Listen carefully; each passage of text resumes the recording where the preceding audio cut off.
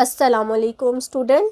Sexual reproduction in animals हमने topic start किया हुआ था। इसका जो फर्स्ट पार्ट था gametogenesis means formation of gametes animals में कैसे होती है, एग और स्पर्म्स की प्रोडक्शन हमने देखी, स्पर्मेटोजेनेसिस और ooजेनेसिस को हमने डिस्कस किया। सेकेंड सेक्सुअल रिप्रोडक्शन का पार्ट है फर्टिलाइजेशन, ठीक है, means fusion of gamete. Fusion of gametes आज हम देखेंगे कि कैसे होती है एनिमल्स में। जब ये दोनों स्टेप्स कंप्लीट होते हैं तो सेक्सुअल रिप्रोडक्शन एनिमल्स में होती है, ठीक है। तो फर्टिलाइजेशन क्या है, फ्यूजन ऑफ गैमेट। यहाँ पर टू टर्म्स हमारे पास यूज़ होती हैं, एक होती है फर्टिलाइजेशन, एक होता है डेवलपमेंट। स्टूडेंट जो है वो इन दोनों टर्म्स को मिक्स अप कर देते हैं। फर्टिलाइजेशन है और दूसरा है हमारे पास डेवलपमेंट। डेवलपमेंट हम बोलते हैं जब फ्यूजन हो जाती है तो उसके अंदर जो बायोमाइटोसिस उसकी ग्रोथ होती रहती है जायगोट की, तो वो हमारे पास डेवलपमेंट कहलाती है। फर्टिलाइजेशन हम बोलते हैं फ्यूजन ऑफ गैमेट्स को, जिसमें एग और स्पर्म की फ्यूजन होती है, दोनों आपस में मिलते हैं, उसके बाद जायगोट बनता है, ठीक है। फिर जायगोट के अंदर जितनी बी मॉडिफिकेशंस होती हैं, उसके अंदर जो डेवलपमेंट्स होती हैं, उनकी ग्रोथ होती है, वो हमारे पास डेवलपमेंट कहलाती है, ठीक है।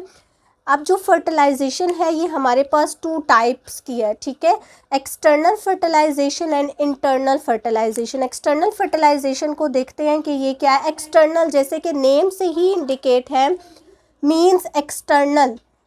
एक्सटर्नल फर्टिलाइजेशन, फर्टिलाइजेशन हमारे पास क्या है, फ्यूजन ऑफ गैमेट्स, यानी जो गैमेट्स एग है या स्पर्म्स है, इन दोनों ने मिलना है एक्सटर्नली, ठीक है। फर्टिलाइजेशन हो रही है मींस फ्यूजन हो रही है गैमेट्स की एक्सटर्नल, ठीक है।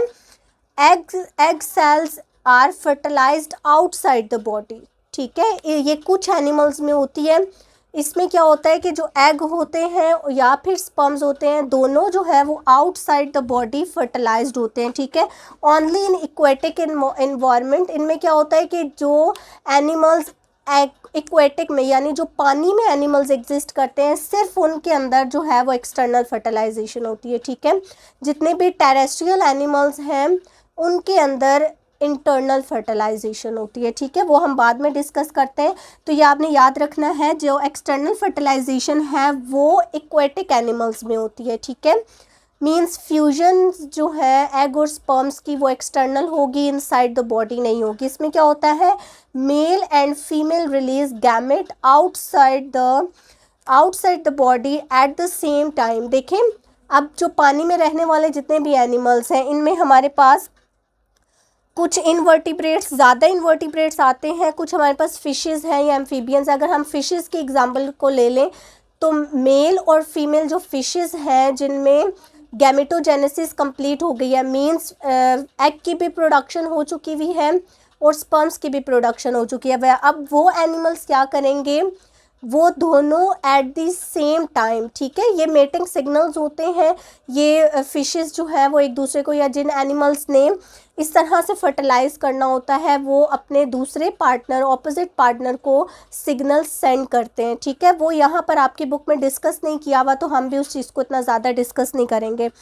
तो क्या होता है कि जब दोनों पार्टनर्स सेम टाइम पे एग को भी रिलीज़ करते हैं और स्पर्म्स को भी रिलीज़ करते हैं, तो दोनों जब सेम टाइम पे एग और स्पर्म्स रिलीज़ होंगे तो वो क्या करेंगे, फ्यूज़ करेंगे आउटसाइड द बॉडी। देखिए, पानी में उन्होंने एग भी रिलीज़ कर दिए, पानी में ही उन्होंने स्पर्म्स को भी रिलीज़ आउट कर दिया, ठीक है, सेम टाइम में। ये नहीं है कि पहले एग रिलीज़ होंगे, फिर जब मेल फिश आ रही है तो वो आके स्पर्म रिलीज़ करेगी तो वो फर्टिलाइजेशन हो जाएगी। नो, देखिए, अब पानी है वो हर टाइम मूव कर रहा होता है, तो उसमें क्या होता है कि इस कंडीशन में एक्सटर्नल फर्टिलाइजेशन में बहुत ज़्यादा रिस्क होता है कि गैमेट्स लॉस हो जाते हैं, ठीक है। देखिए, पानी मूव कर रहा है, पानी गैमेट्स को उठाएगा तो एक जगह से दूसरी जगह ले जाएगा, या फिर दूसरे आसपास रहने वाले, आसपास जो एनिमल्स हैं, प्रेडेटर्स हैं, वो उनको ईट भी कर सकते हैं, ठीक है। तो इस कंडीशन में एक्सटर्नल फर्टिलाइजेशन में बहुत ज़्यादा रिस्क होता है गैमेट्स के लॉस हो जाने का। तो सेम टाइम पे एग और स्पर्म्स को रिलीज़ किया जाता है। रिलीज़ गैमेट, अब इसमें क्या होता है कि लार्ज नंबर ऑफ गैमेट्स जो हैं वो रिलीज़ किए जाते हैं। ऐसा नहीं है कि एक एग और एक स्पर्म रिलीज़ किया जाता है, बहुत सारे एग रिलीज़ किए जाते हैं, बहुत सारे स्पर्म रिलीज़ किए जाते हैं, ठीक है। अब देखिए, अगर कुछ जो है वो लॉस हो भी रहे हैं, तो कुछ जब ज़्यादा अमाउंट में एग होंगे और ज़्यादा अमाउंट में स्पर्म्स होंगे तो उनके फ्यूजन्स के जो चांसेस हैं वो बढ़ जाते हैं, ठीक है। अगर कम अमाउंट में एग और स्पर्म्स रिलीज़ किए जाएंगे एक्सटर्नल फर्टिलाइजेशन में, तो उनके लॉस होने का चांसेस ज़्यादा है, या फिर उनके फ्यूजन का जो चांस है वो बहुत लो हो जाता है। इसलिए एक्सटर्नल फर्टिलाइजेशन में जो है वो ज़्यादा अमाउंट में एग और स्पर्म्स को रिलीज़ किया जाता है, ठीक है। इनमें हमारे पास एग्जांपल है ज़्यादा इनवर्टिब्रेट, जितने भी इनवर्टिब्रेट एनिमल्स हैं पानी में रहने वाले, वो एक्सटर्नल फर्टिलाइजेशन करते हैं। कुछ वर्टिब्रेट हमारे पास फर्स्ट क्लासेस आती हैं वर्टिब्रेट्स की, जैसे फिशेस हैं, कुछ एम्फीबियंस।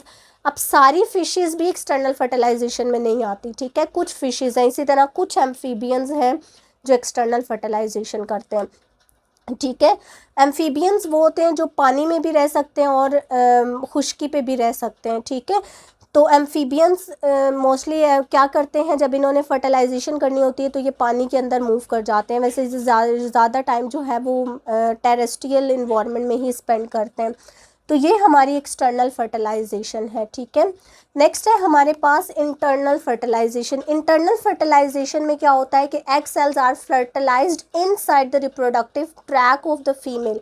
इसमें क्या होता है कि मेल जो होता है वो स्पर्म्स को इंसर्ट करता है फीमेल की बॉडी में, ठीक है। उसकी रिप्रोडक्टिव ट्रैक में स्पर्म्स को एंटर किया जाता है और वहीं वो अंदर जाकर उन एग्स को फर्टिलाइज करता है, ठीक है। इस केस में हाई प्रोटेक्शन होती है। एक्सटर्नल फर्टिलाइजेशन में बहुत हाई रिस्क था कि वो लॉस हो जाए, यहाँ पर लो प्रोटेक्शन थी, ठीक है। यहाँ पर जो प्रोटेक्शन है वो बहुत ज़्यादा हाई है।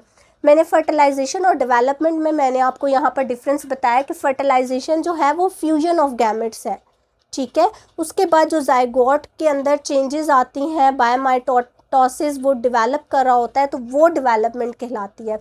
अब देखिए, इंटरनल फर्टिलाइजेशन में हमारे पास 2 केसेस हो जाते हैं। एक होती है डेवलपमेंट इनसाइड द बॉडी। देखें, फ्यूजन ऑफ गैमेट जो है वो भी इनसाइड द बॉडी हुई। अब उस जाइगोट की जो डेवलपमेंट है वो भी इनसाइड द बॉडी हो रही है, ठीक है। कुछ केसेस इसमें हमारे पास इंटरनल फर्टिलाइजेशन में ऐसे होते हैं कि फर्टिलाइजेशन तो इनसाइड द बॉडी हुई है, ठीक है, लेकिन जो उस जाइगोट की डेवलपमेंट है वो आउटसाइड द बॉडी होती है, ठीक है।